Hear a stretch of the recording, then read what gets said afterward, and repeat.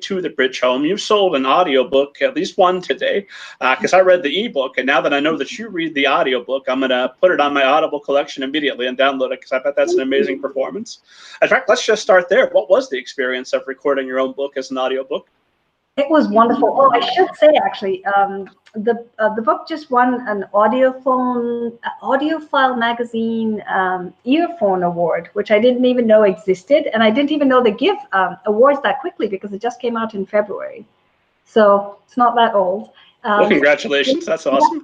I was very excited because it's my first audiobook, and I wanted to do the best thing for the book.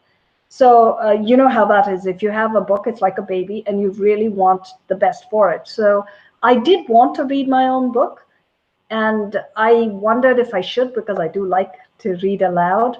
But I auditioned for the book, and my audition went to the director who does audiobooks, and then she and I had a conversation, and then she brought up the names of some readers that I thought were wonderful. So I was on the fence as well, because I didn't know that I would be able to do a better job. And so then I spoke to her and I said, you know, I'm not really certain. And she said, I think you should give it a shot, because I think the author brings something to it that no other reader can. And so even though you're inexperienced, I'll let you do it, which is fine. And I did, and it was grueling. It's not easy, because it's nothing like reading to, I don't know, to your son at night or something, because then you're reading a very short passage.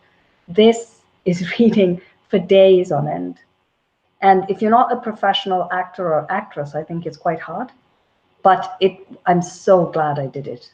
And I love this book. And I would never pick favorites with any of my books, but at some level, this book has so much of myself in it, I think. You know, all the others as well have some parts of me in them, but this feels so personal, so close to me in so many ways. Every character is based on a real person. So much of the book is based on true incidents and you know, there's so much of the emotion draws from what happened to me and my life. And I drew on all of that. So I think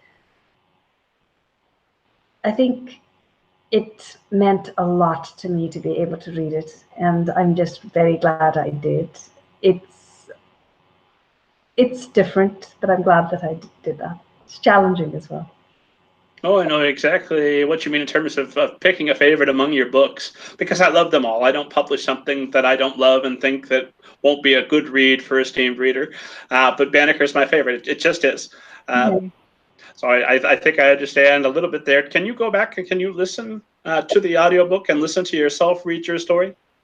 I can. With the other books, I have a hard time, because I'm a person who constantly edits. So I always wonder if I should have changed this word or something, you know, that sort of thing. And it's not to say that that would make it any better, by the way. I think my editor, Nancy Paulson, is absolutely brilliant. I couldn't have a better editor. And I would never second guess her. I think she's amazing. I trust everything that she does to make my book better, to make our book better, I should say. But having said that, I think that when you you know, read a book, when you edit a book, it's something that a part of you just always, I call it the editor Padma and the author Padma, and I feel like the editor Padma just comes over my shoulder sometimes and says, maybe you should have done that, or maybe you should have done this. But with this book, no. I think I don't know, maybe I'm still just infatuated with it. I hope I always will be. I've never regretted anything, not a word that I felt that I would have used differently or anything. And maybe it's partly because I read the whole book out and, you know, I embodied it when I read it. That might be part of it too, but I love it. So it gave you sort of a release once you had read it and heard it and said, yes, no, I said the thing that I came to say. That is the book I intended. And now I can move on to my next project. Yes. Yeah. I am very busy, so I'm not sure that I have moved on to a large project, but I have several things in the works, so we'll see what happens.